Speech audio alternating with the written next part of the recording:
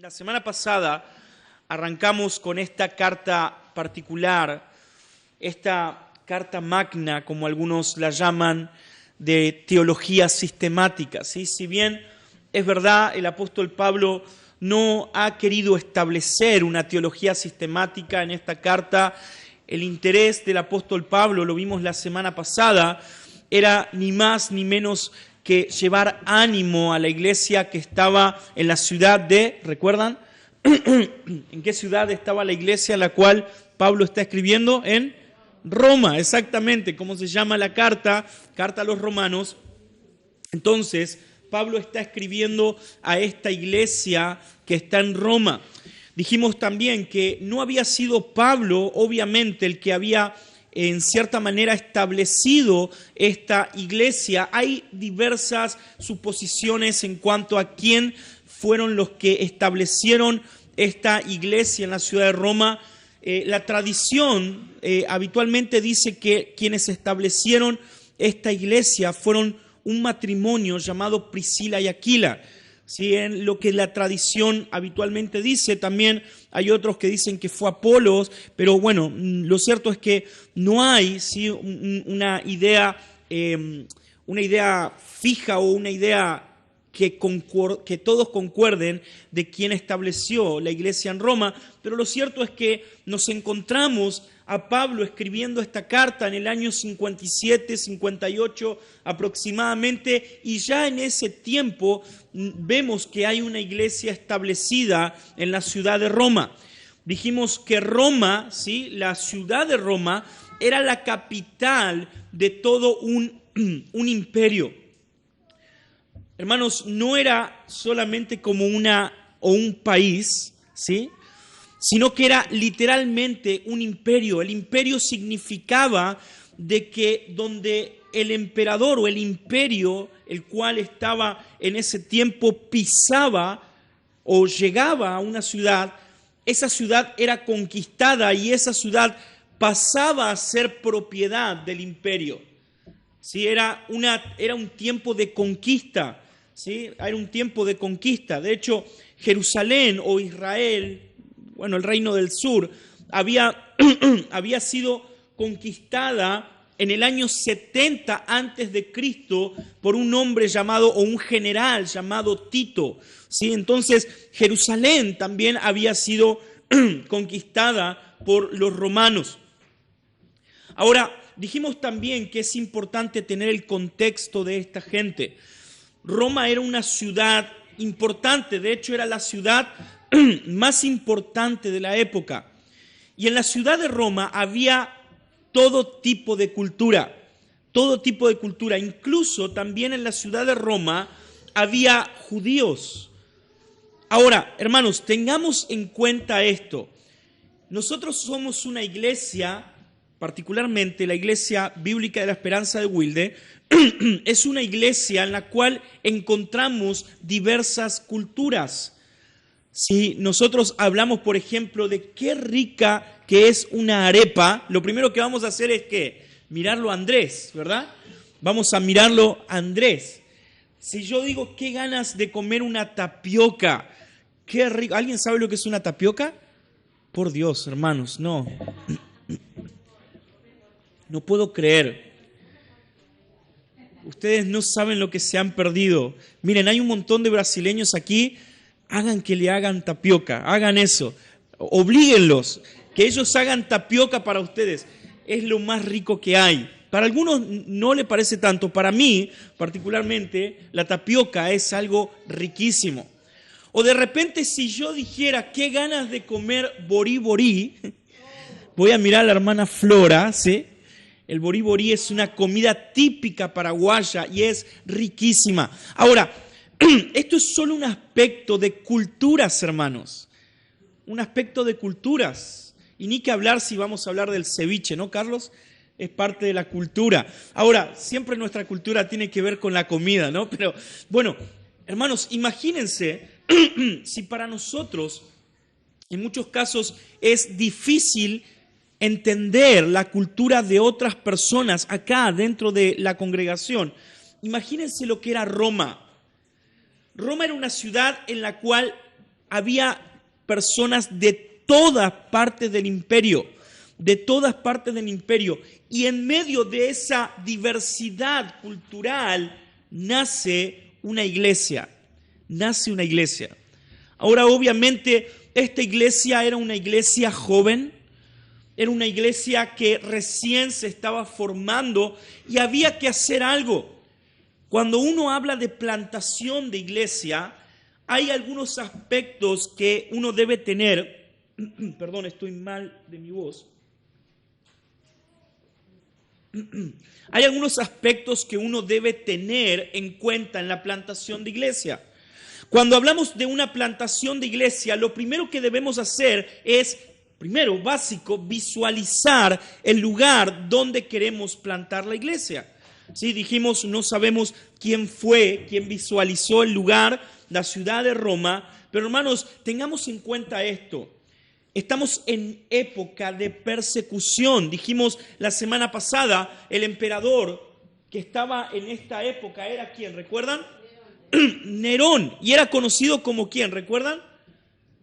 Como el anticristo. O sea, a Nerón lo conocían como el anticristo, porque él se oponía a todo lo que tenía que ver con la fe en Cristo Jesús.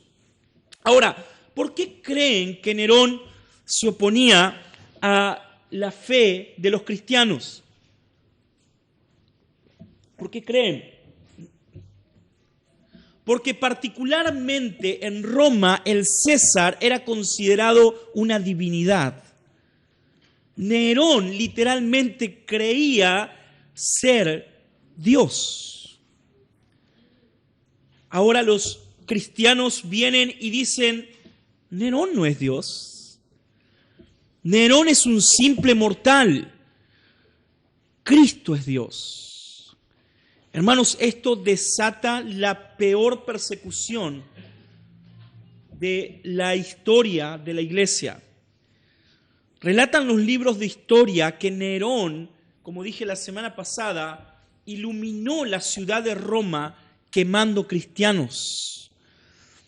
Cuando uno caminaba en esa época por la ciudad de Roma, las antorchas para iluminar las calles eran familias enteras de cristianos.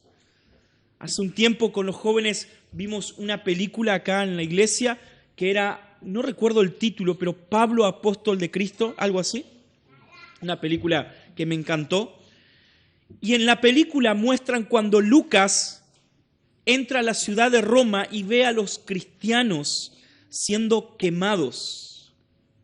Bueno, esta era la situación, era lo que estaba ocurriendo en la ciudad de Roma. Luego, la ciudad de Roma será conocida por la ciudad de las catacumbas, porque eran las catacumbas grandes ciudades subterráneas, donde no solamente los cristianos se reunían por causa de la persecución, o sea, ellos habían sido obligados a salir de sus casas y a vivir en catacumbas. no solamente se reunían, sino, como dije, vivían ahí. Roma es la ciudad de las catacumbas. Ahora, hermanos, teniendo este contexto es que Pablo escribe esta carta. Dijimos, lo primero que debemos tener para hablar de una plantación de iglesia es el lugar. Lo segundo es tener un plantador, ¿sí? Tener un plantador, alguien que se anime a ir. Por lo visto, hubo personas que se animaron a ir. Pero lo tercero, y es lo que Pablo va a hacer ahora en esta carta a los romanos, es establecer la iglesia en una base sólida doctrinal. Hermanos, seguramente los romanos tenían un montón de preguntas en cuanto a esta fe. Seguramente cuando vos creíste en el Evangelio, alguien te predicó en cuanto a Cristo, de que Él es tu Salvador y si crees en Él tenés vida eterna y seguramente creíste con todo tu corazón y empezaste a caminar. Pero seguramente te habrá pasado que pasando unos días empezaste a hacerte diversas preguntas, ¿verdad? Si no te pasó eso, hermano, estás en un problema. O sos un confiado o no creíste en la fe genuina. Pero lo lógico es que empecemos a hacer diversas preguntas, no solo en nuestro interior, sino que también empecemos a hacer teología con otros, a empezar a preguntar. ¿Por qué? Porque necesitamos establecer lo que creemos. Y esto es lo que Pablo hace con la iglesia de Roma. Todos creemos en el Evangelio, ¿no? Todos decimos amén cuando preguntamos quién cree en el Evangelio. Levanten su mano. ¿Quién cree en el Evangelio? ¿Quién cree en el Evangelio? Hay un par que no levantan la mano, estoy preocupado por eso. ¿Quién cree en el Evangelio? ¿Todos? Ok. ¿Quién podría hacer una exposición aquí adelante del Evangelio? Ahí ya la cosa empieza a ser diferente, ¿verdad? Hermanos, podemos creer, y es verdad, creemos en el Evangelio, pero hay un proceso natural de crecimiento en la vida del cristiano. Como cuando un niño nace, necesita ser criado por los padres, enseñado, necesita del tutor para aprender del Evangelio. Habitualmente, hermanos, los tutores son personas adultas. Imagínense esta situación. De repente, la escuelita dominical, Leví agarra a todos los niños y dice, bueno, vamos que les voy a enseñar. Imagínense qué gracioso, ¿verdad? Él agarrando las manos de los niños, diciéndole, voy a enseñarles un poquito del Evangelio hoy. ¿Lo imaginan? Es hasta gracioso. No ocurre eso. Habitualmente hay adultos, personas que ya son crecidas en su vida, en su fe, que enseñan a los más pequeños. Pablo era un hombre adulto en la fe y lo que va a hacer es establecer en el corazón de los oyentes la doctrina cristiana, el Evangelio. De eso habla Romanos. Romanos es el desarrollo de lo que vamos a ver la semana que viene. Capítulo 1, versículo 16 y 17. Porque no me avergüenzo del Evangelio, pues es poder de Dios para salvación de todo aquel que en él cree, del judío primeramente y también del griego, porque en el Evangelio la justicia de Dios se revela por fe y para fe, como está escrito, mas el justo por la fe vivirá. Eso es el Evangelio, hermanos. Eso es el Evangelio. Si nosotros tuviéramos que tomar un versículo o un texto bíblico que nos hable del Evangelio, el texto que podemos tomar o que deberíamos tomar sería Romanos capítulo 1, versículo 16 y 17. Es el Evangelio. Ahora lo que Pablo va a hacer en toda esta carta es desarrollar estos dos versículos, estos dos renglones. El Evangelio. ¿Qué es el Evangelio? Los jóvenes estuvieron leyendo un libro que se llama así, ¿qué es el Evangelio? Teniendo en cuenta esto, Pablo entonces, como dije, va a establecer la doctrina dentro de la iglesia de Roma y por ende, hermanos, dentro de nuestra iglesia. Pregunto, ¿has leído Romanos en esta semana? Recuerden que el desafío era leerlo por lo menos 5 veces, o 6 veces, o 7 veces. ¿Recuerdan? ¿Alguien lo leyó 7 veces en esta semana, Romanos? ¿Alguien leyó 6 veces la carta a los Romanos en esta semana? No pregunto más, dice Johnny. ¿Alguien leyó la carta a los Romanos 3 veces en esta semana?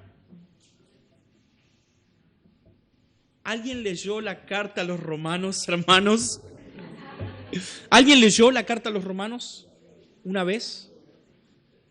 Hermanos, miren qué terrible las prioridades en nuestra vida. Miren qué terrible. Estamos tan llenos de cosas y tan vacíos de Dios. Tantas prioridades. Nos estamos llevando, guiando, arrastrando por el mundo y no estamos poniendo nuestro corazón en Dios. Vamos a continuar. La semana pasada hablamos acerca de cómo una carta se divide, comenzando por una salutación, donde en la salutación encontramos una presentación del autor. Dijimos, el autor de esta carta es Pablo y se presenta a sí mismo como siervo de Cristo. Dijimos que esta palabra siervo es la palabra en griego doulos, que es, ¿qué? ¿Recuerdan? Esclavo de Cristo. También Pablo nos habla acerca de su llamado. Él fue llamado a ser apóstol y habíamos hablado acerca de aquel capítulo en Hechos capítulo 9, donde Pablo se encuentra con Cristo cuando él era un perseguidor de la iglesia. Y ahora Pablo se encuentra con Cristo y es comisionado como apóstol a los gentiles. También Pablo nos dice que él había sido apartado y nos muestra cómo Dios, siendo un Dios soberano, separó a Pablo para la obra que lo había encomendado. No fue algo así como como algo que le surgió a Dios en el momento y dijo, voy a ver a quién encuentro, Pablo. No, en realidad Dios había planificado la obra que él había de hacer por medio de la vida de Pablo. Y hermano, esto es algo importante porque esto quiere decir también de que Dios ha planificado en tu vida lo que Él quiere hacer con vos. Dios nos dice que Él nos ha apartado desde el vientre de nuestra madre. Incluso nos dice que de antes de la fundación del mundo, Él ya nos ha apartado. Hermanos, esto implica de que Dios tiene un llamado para vos. Habitualmente creemos que el llamado solamente es para Pablo, para Carlitos que predica los domingos en Berazategui o acá, para Fernando y listo, se terminó el llamado. Y en realidad, hermanos, el llamado es para todos nosotros. Dios tiene un llamado para vos. Tal vez ese llamado no tenga que ver con pararte cada domingo acá a predicar en un púlpito, pero Dios tiene un llamado para vos. Y debes conocer ese llamado y vivir para ese llamado. Pablo fue llamado a predicar el Evangelio y hermanos, el Señor Jesús, Mateo capítulo 28, te envió a vos y a mí a predicar el Evangelio. tenés el mismo llamado. Ahora, ¿qué es lo que cambia en Pablo? Y eso vamos a ver hoy. Hablamos acerca del Evangelio de Dios, que Cristo es el Evangelio de Dios, que había sido prometido en las Escrituras por los profetas, que la Biblia, el Antiguo Testamento, desde Génesis, nos habla acerca de un Salvador, y ese Salvador es Cristo. Habíamos hablado de que ese mensaje tenía que ver con alguien que se había encarnado, con el Hijo de David. Alguien que había sido prometido en el Antiguo Testamento para llevar a cabo un reino eterno. Hablamos acerca del poder que recibió y la declaración que recibió el Hijo de Dios, Cristo, cuando el mismo Padre dijo: este es mi Hijo, en quien me complazco, a este oíd. Hablamos acerca del poder que el Padre demostró al resucitar a Cristo de entre los muertos. Y hablamos acerca de el llamado a promover el Evangelio. Ahora, por favor, abrí tu Biblia en Romanos capítulo 1, versículo 8. Vamos a ver en este mediodía, muy rápidamente, antes de meternos en la doctrina, vamos a ir un poquito hoy a hablar acerca de lo que el Evangelio provoca en nosotros. Antes de ir al Evangelio, vamos a ver lo que el Evangelio debería provocar en nosotros. Y voy a darte qué es lo que el Evangelio debería provocar en tu vida y en mi vida. Hermanos, cuando nosotros entendemos el Evangelio verdaderamente, nuestro corazón, en ese momento en el cual somos rescatados, regenerados por causa del Evangelio, se llena de gratitud. Debería ocurrir esto. Cuando nosotros nos encontramos ante la extraordinaria historia del Evangelio de Jesucristo, su Hijo muriendo por causa de mi pecado, lo que debe producir eso en nuestros corazones es gratitud. Y hermanos, esa gratitud sobrepasa todo otro sentimiento que puedas sentir. Ahora, cuando nosotros sentimos esa gratitud, luego de entender lo glorioso del Evangelio, lo segundo que ocurre en nuestra vida es que somos impulsados a una misión. Como dije la semana pasada, hermanos, si hoy no estamos viendo jóvenes dispuestos, jóvenes adultos, quien sea, dispuestos a salir de su zona de confort, a ir a morir por causa del Evangelio, si hoy no lo vemos es porque no hay jóvenes adultos que están siendo expuestos al Evangelio. Es por eso. Hay estadísticas que dicen, hoy la iglesia evangélica está entrando en crisis. La crisis, hermanos, en la cual se encuentra la iglesia evangélica es ni más ni menos que falta de evangelio. Ni más ni menos. Si nosotros fuéramos expuestos al evangelio diariamente, veríamos que nuestra vida, hermanos, es tan poco importante. Y veríamos que tan importante es que el mensaje sea predicado. Entonces dijimos, el Evangelio genera en nuestros corazones gratitud. Y lo segundo que genera el Evangelio es un impulso a una gran misión. Dice el texto que vamos a leer, en primer lugar, versículo 8, doy gracias a mi Dios por medio de Jesucristo, por todos ustedes. Porque por todo el mundo se habla de su fe.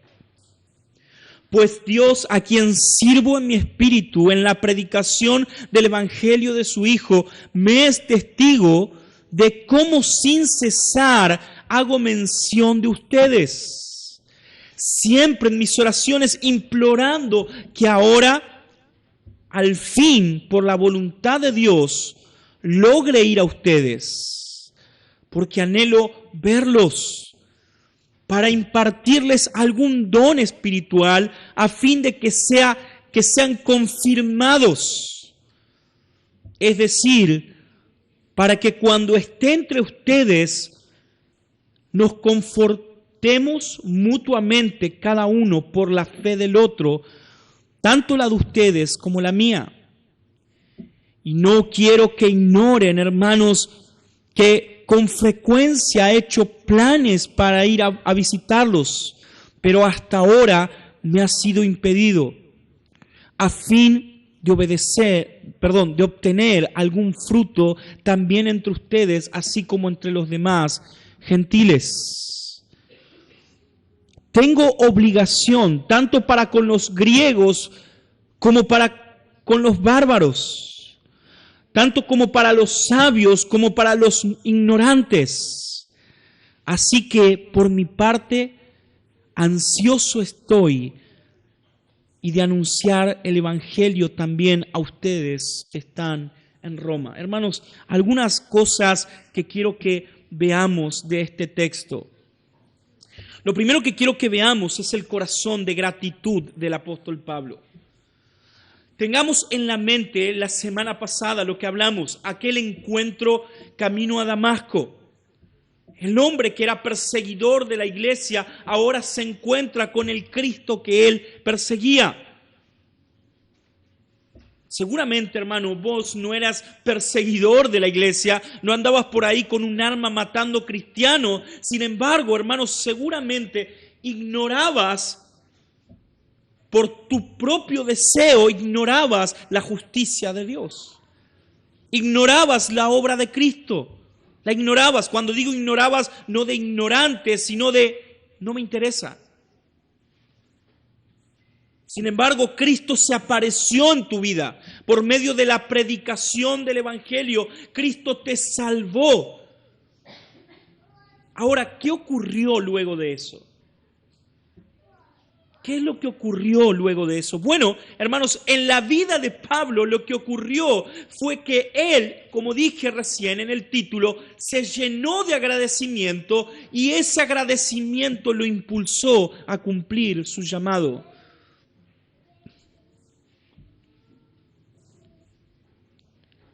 Lo que vemos en este pasaje, hermanos, es ni más ni menos que la conexión entre la gratitud y la misión. Es como ver la gratitud hacia Dios, como también la necesidad de un crecimiento espiritual en otros creyentes. Alguna vez alguien me dijo, Fernando, hay un problema en la iglesia y es que vos deberías estar discipulando a todos los hermanos. Literalmente así, O sea, debería discipular a todos. Sin embargo, lo que yo le dije fue, hermano, perdóname, pero en realidad vos deberías estar discipulando a otros.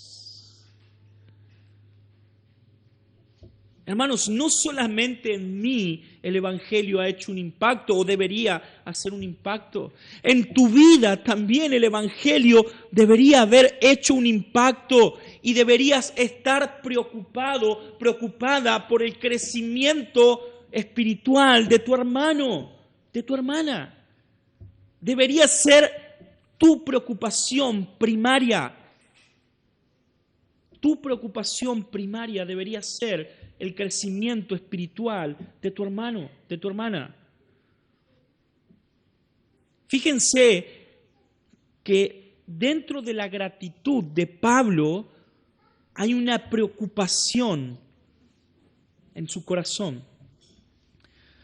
Lo primero que encontramos es, como dije, gratitud. Una acción de gracia que brota de un corazón que fue transformado por el Evangelio. En primer lugar, dice Pablo, doy gracias a mi Dios por medio de Jesucristo por todos ustedes. Quiero preguntarte una cosa, hermano. Porque, de verdad, a mí me encanta cuando me dicen, Fernando, oro por vos. Me encanta. Esta semana me llenaron de oro por vos. Creo que esta semana fuimos el foco de oración, ¿no?, de la iglesia, por obvias razones. Pero quiero preguntarte, hermano, ¿cuánto tiempo dedicas en oración para orar por cada miembro de la iglesia? ¿Cuánto tiempo dedicas?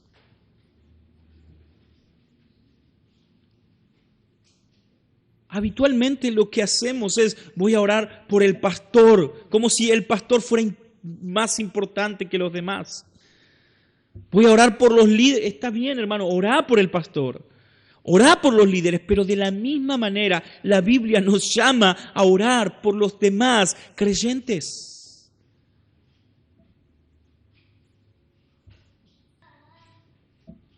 ¿Te pusiste a pensar en algún momento o a orar en algún momento? Aquella jovencita que a veces se sienta por allá atrás, ¿cómo es su nombre? Sol. ¿Oré por ella en esta semana?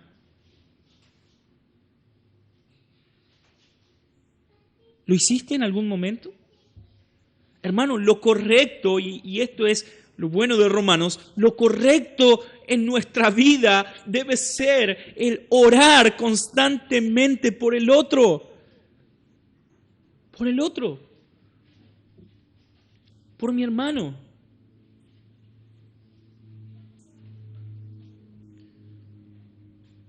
¿Cuántos reciben un mensaje en la semana de alguien diciendo, hermano, no quiero molestarte, pero estoy orando por vos?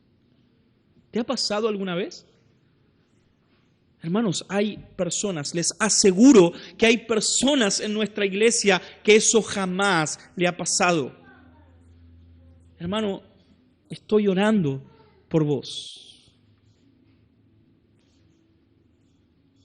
El orar por otros creyentes debe ser natural en nosotros. La oración de Pablo era una oración de agradecimiento. Siempre cuento esto, uno de los mayores satisfacciones que he sentido en mi vida de cristiano y sobre todo de pastor fue cuando uno de mis amigos de la infancia empezó a congregarse. Uno que no tenía, hermanos, no tenía, de verdad, no había manera, no había manera, de verdad. Eran de esos tipos duros. Y hablábamos y recuerdo él venía a mi casa y Sol estaba ahí mirando como diciendo, otra vez le vas a hablar, ¿ya le hablaste? Y otra vez, dale, otra vez, hablábamos del Evangelio, hablábamos acerca de Cristo y parecía que todo iba a cambiar y wow, qué bueno, y veíamos sus estados y otra vez, chao. Una y otra vez, así. Era algo constante hasta que un día ese hermano, ese joven empezó a congregarse. Hubo alguna sierva del Señor que también lo arrastró, ¿no? Pero empezó a congregarse. Y hermanos, de verdad, eso fue una satisfacción para nuestro corazón. Qué bueno, hermanos, es cuando empezamos a ver frutos del Evangelio y de la oración en otras personas. Pero para ver frutos del Evangelio y de la oración en otras personas, lo que debemos hacer por esas personas es primero orar por ellos, pero también hacer lo que Pablo hace, Miren lo que dice versículo 9. Pues Dios, a quien sirvo en mi espíritu en la predicación del Evangelio. Pablo no se quedó solamente con orar.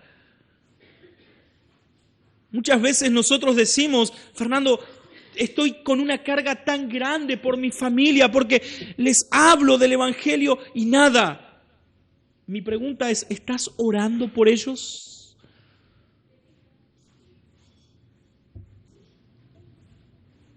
O incluso nuestro conflicto. Hay hermanos dentro de la iglesia que parece que están siempre estancados. Fer, vengo todos los domingos y cargo con mi familia. Mi esposo parece que no crece. ¿Estás orando por él? ¿Orando por ella? Pablo muestra un corazón de gratitud a Dios por los creyentes. Y ese corazón de gratitud, hermanos, se da por medio de la oración.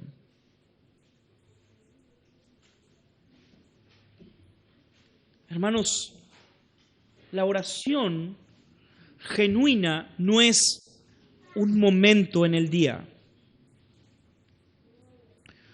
A ver si me acuerdo, voy a orar por mi hermano. Si me queda un tiempito en todo lo que tengo que pedirle a Dios, Señor, acordate que tengo que pagar la luz, tengo que pagar el agua, si podés que me venga un aumento en mi sueldo, bueno, y también por aquel que está ahí sentado, a veces ni sé cómo se llama, pero por ese también. No es eso, hermanos. Pablo dice que él hacía mención en sus oraciones sin cesar. Sin cesar. Creo que es algo muy bueno lo que hoy estamos aprendiendo. Orar por los otros, por el crecimiento de los otros. Pablo expresa su agradecimiento a Dios por la iglesia que está en Roma. Pablo está orando por los cristianos que estaban perseverando en la iglesia en Roma. Hermanos, cuando nosotros experimentamos la gracia de Dios genuinamente, cuando nosotros en verdad experimentamos la gracia de Dios, lo que ocurre en nuestros corazones es un profundo deseo por ver la gracia de Dios en otras vidas. Cuando experimentamos la gracia de Dios en nuestra vida, cuando nuestra vida es transformada por el Evangelio de Jesucristo, entonces ahora nosotros deseamos que otros también sean transformados por el Evangelio. Es como una ley dentro de la espiritualidad.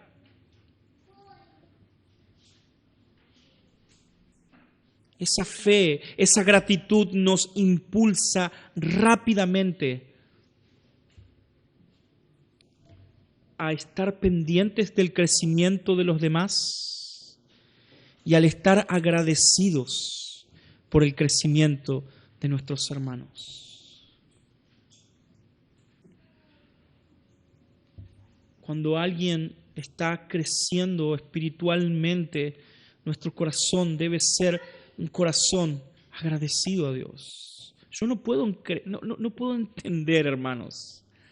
De verdad, hay algo que no logro entender, de ver muchas veces en las iglesias, cuando alguien ve crecer a un hermano espiritualmente, a otras personas llenas de envidia. Y uno dice, pero qué ilógico, por favor. Es como que uno viera crecer a su hijo o algún familiar y diga, qué bronca, yo quiero ser más. Hermanos, el orgullo es tan terrible en el corazón del hombre.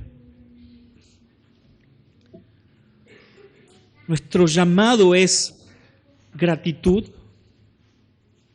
oración y misión.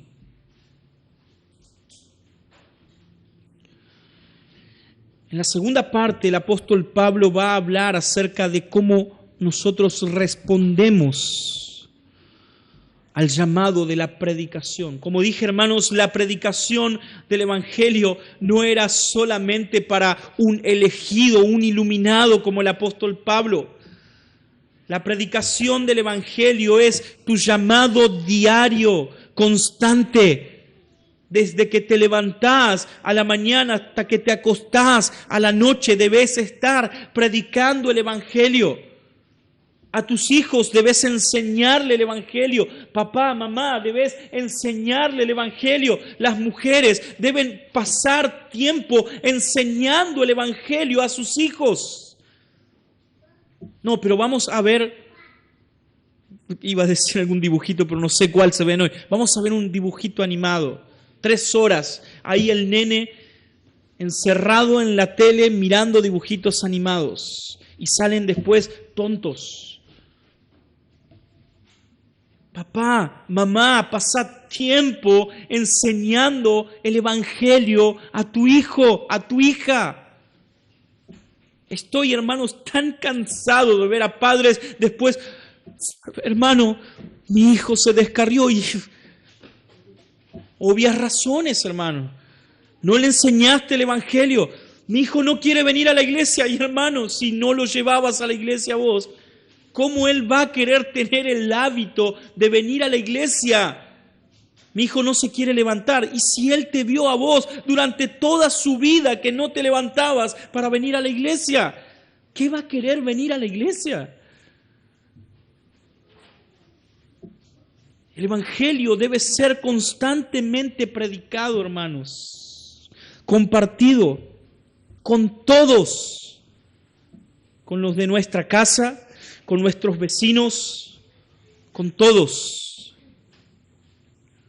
Pablo fue llamado a predicar el Evangelio, pues Dios, a quien sirvo en mi espíritu en la predicación del Evangelio de su Hijo, me es testigo de cómo sin cesar hago mención de ustedes, siempre en mis oraciones, implorando que ahora fin, por la voluntad de Dios, logre ir a ustedes. Miren qué terrible, hermanos, esto. Pablo no lo veía como un trabajo más. Bueno, tengo que predicar en Filipos, tengo que predicar en Tesalónica. Si me queda lugar, voy a hacer mi agenda para Roma. No lo veía de esa manera. Hoy alguien, no voy a decir quién, pero alguien me dijo, Fer, en un momento tan importante en tu vida, ¿cómo venís a predicar? Ojalá el día de mañana mi hija sepa de eso y diga, mi papá sabía que más importante es predicar el Evangelio. Pablo entendió la importancia del Evangelio y pregunto, hermano, ¿entendés la importancia de predicar el Evangelio? Porque anhelo verlos para impartirle algún don espiritual a fin de que sean confirmados. Hay diversas teorías en cuanto a esta idea de dones espirituales que Pablo estaba queriendo impartir. Sin embargo, estoy de acuerdo con algunos comentaristas más ortodoxos que dicen ni más ni menos que el deseo de Pablo era ir, pararse frente a los romanos para predicarle todo lo que él les había escrito en esta carta. El Evangelio. El Evangelio.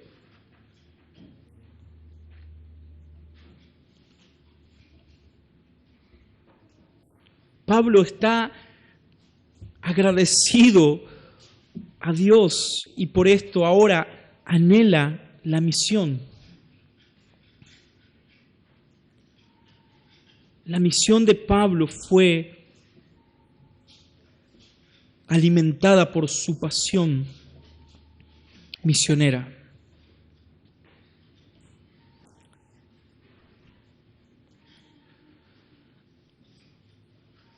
Lo tercero que debemos tener en cuenta, hermanos, es la importancia también de la oración para ser confirmados a la misión. Predicar el Evangelio debemos predicarlo día tras día a nuestros hijos, a nuestros familiares, a nuestros vecinos, a todos. Pero algunos de nosotros en este lugar podemos ser llamados a una misión distinta.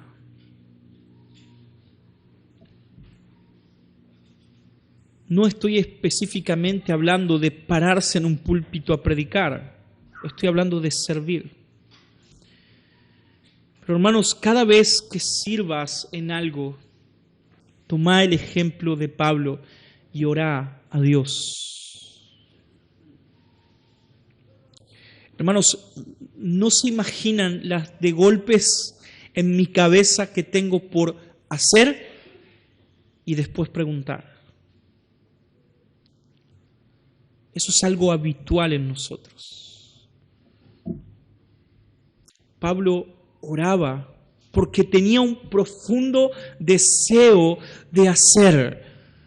Estaba impulsado por la gratitud para ir y predicar el Evangelio. Sin embargo, hermano, hermana, recordemos siempre que el tiempo le pertenece a Dios. El tiempo es de Dios, no te apures. Yo me acuerdo cuando estudiaba en el seminario, era un jovencito de 19 años, había entrado a los 17, casi 18 años al seminario bíblico, iba a mi iglesia y casi que les decía a todos que eran una manga de ignorantes y necesitaban de mí para enseñarles. Era un orgulloso. Pero una de las enseñanzas, yo no voy a decir mi pastor porque jamás fue mi pastor, pero quien estaba a cargo de esa iglesia me dio una enseñanza tan buena, hermano, que hay veces uno dice, pero de esas iglesias pueden salir algo bueno. Pueden, de verdad. Me dio una enseñanza tan buena. Yo recuerdo ya en segundo año, ya había terminado un bachillerato en teología, ya era teólogo. 19 añitos, un engreído, un soberbio. Me fui al pastor y le dije, pastor, yo estoy listo para predicar, ¿sabe, no? Y el pastor me dijo, Fer, en realidad no me dijo Fer, Fernando, porque me trataba bastante duro, me dijo, yo te veo listo a vos para algo. Necesitamos a alguien que lave los baños.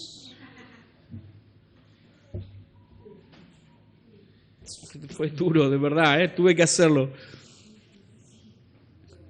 Pero hermanos, hay veces nosotros nos creemos tanto y creemos que nada va a ser si nosotros no estamos acá. Si yo no lo hago, yo soy el llamado. Hermanos, Dios llamó a todo su pueblo. Así que tranquilo, que no necesita de vos. Pablo sabía que él dependía de la voluntad de Dios, de lo que Dios quisiera hacer. Él quería compartir el Evangelio, él quería fortalecer la fe de los creyentes en Roma. Su deseo era predicar el Evangelio que él había vivido. Su deseo era ese. Sin embargo, el tiempo de Dios era diferente al que Pablo creía.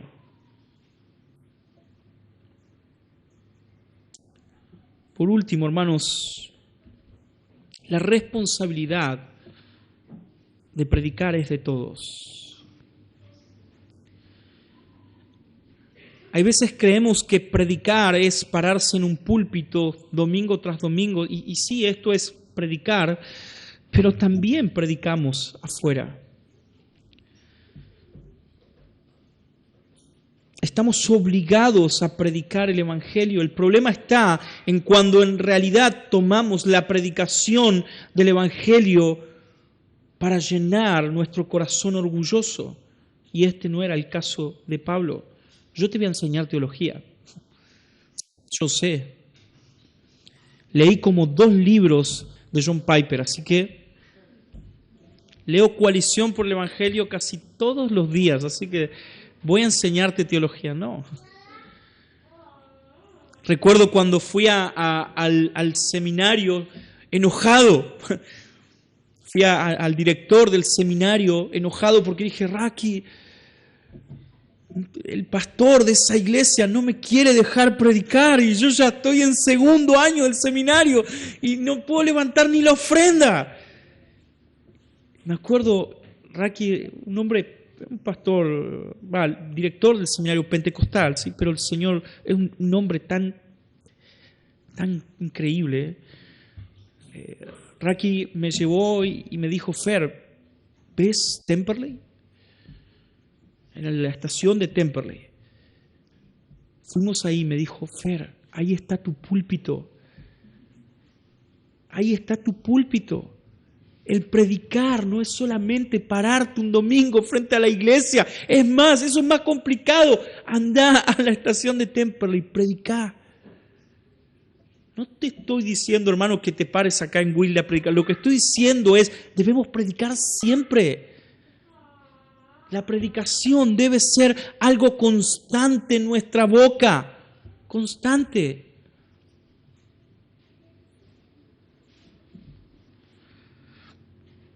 Debe ser un impulso, hermanos. Ahora, no solamente debemos predicar el Evangelio para con los de afuera. Hay una frase que ha dado vuelta por la boca de varios predicadores, que yo la repito una y otra vez y ya casi que me olvidé quién la dijo porque la dijeron tantos. Pero, hermanos, debemos predicarnos el Evangelio todos los días. Todos los días. Debes predicar a tu hermano el Evangelio todos los días. Fortalecerlo. Debes tener una disposición diaria a cumplir el mandato de Dios, motivado por la gratitud de lo que Dios ha hecho por vos. Hay veces nos equivocamos tanto, y termino con esto, pero nos equivocamos tanto, hermano, yo lo digo por mí, primeramente. Hay veces el ministerio se hace tan pesado, como que somos mártires. Si yo no lo hago, no hay nadie en la iglesia que lo haga. Sin embargo, hermanos, no nos damos cuenta que es ni más ni menos que gratitud. El estar pendientes de los demás es gratitud a Dios.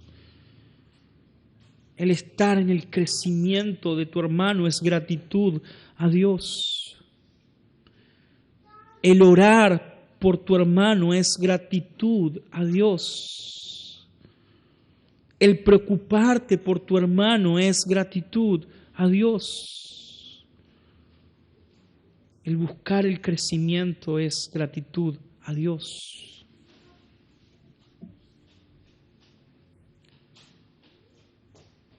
Hermanos, la gratitud es el motor para la misión de la predicación del Evangelio.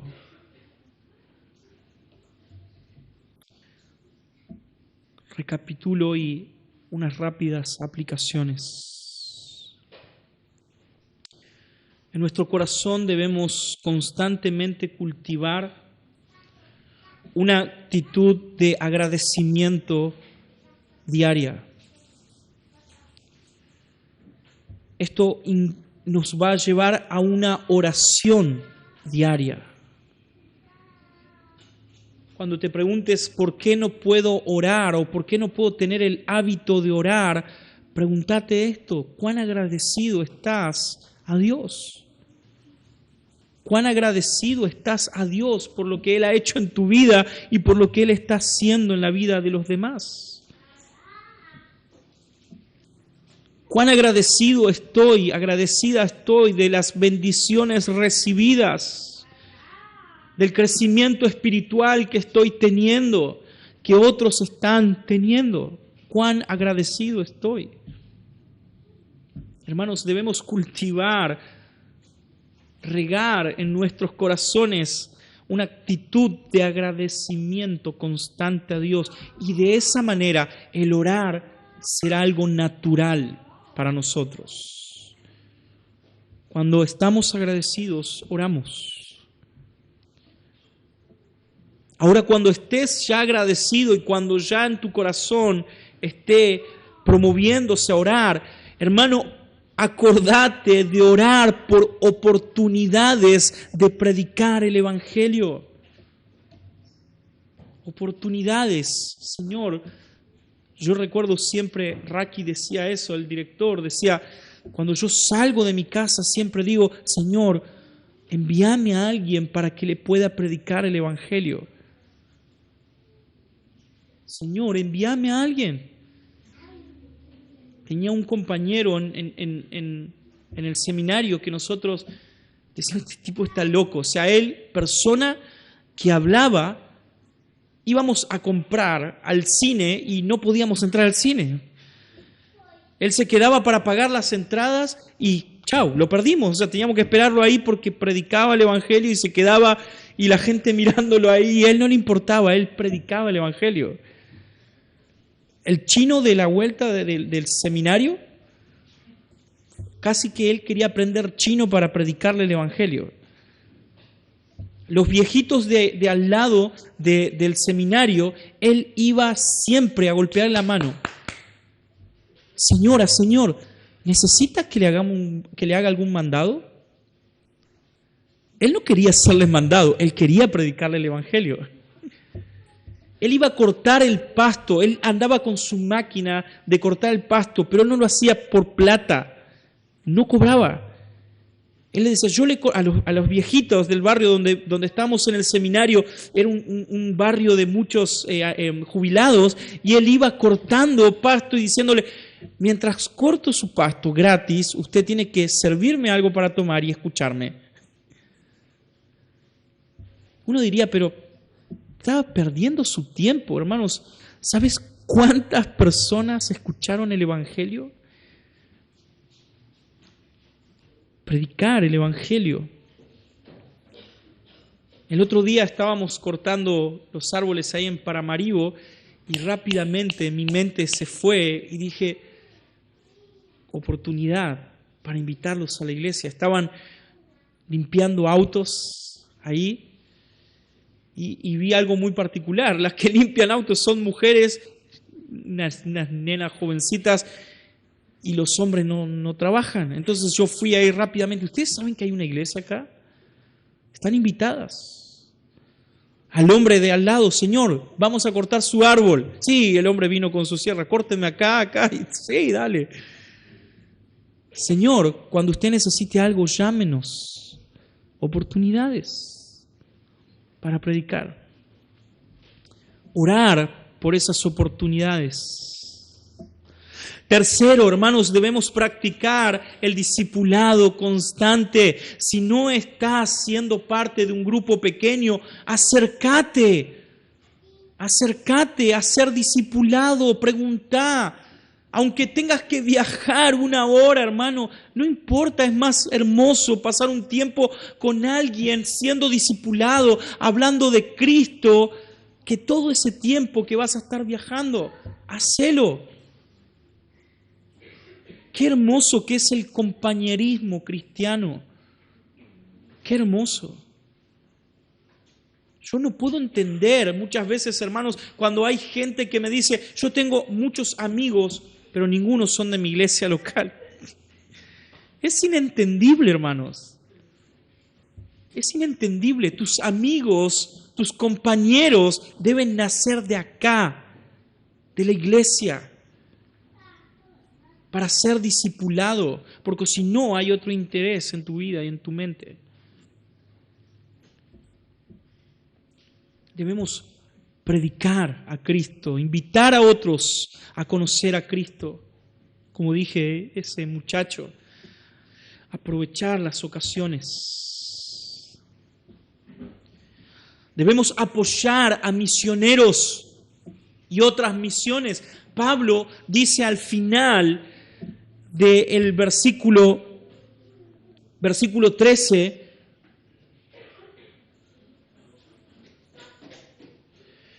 dice, y no quiero que ignoren, hermanos, que con frecuencia he hecho planes para ir a visitarlos, pero hasta ahora me he sido impedido, a fin de obtener algún fruto también de entre ustedes, así como entre los demás gentiles. Hermanos, en este texto, ¿sí?, él había hablado acerca de frutos arriba y ahora vuelve a hablar de fruto, pero sin embargo todos los comentaristas concuerdan de que no son las mismas cosas.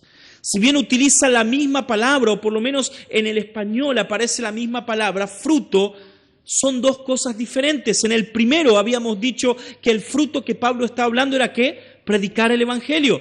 Sin embargo, en esta segunda parte, ¿saben a qué se refiere? ¿Alguien sabe a qué se refiere en esta segunda parte? ¿Nadie? ¿Saben a qué se refiere, hermanos? A ofrendar. A ofrenda.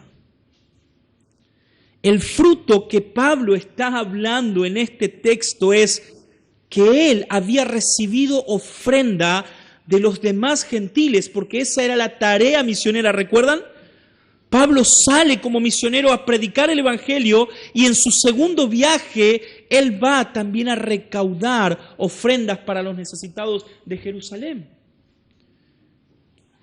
Hermanos, damos tantas gracias al Señor. En esta semana nuestra iglesia por primera vez ha ofrendado externamente a otro ministerio. ¿Sabían eso?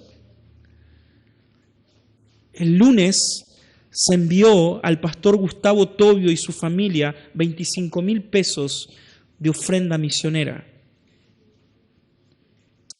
Eso fue lo que, en parte, lo que vendieron los niños con los budines.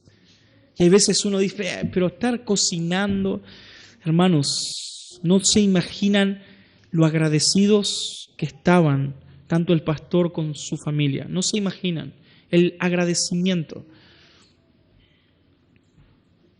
Debemos apoyar las misiones, aquellos que están predicando el evangelio fuera de nuestros lugares, dentro de nuestros lugares. Tenemos misioneros dentro de nuestra iglesia.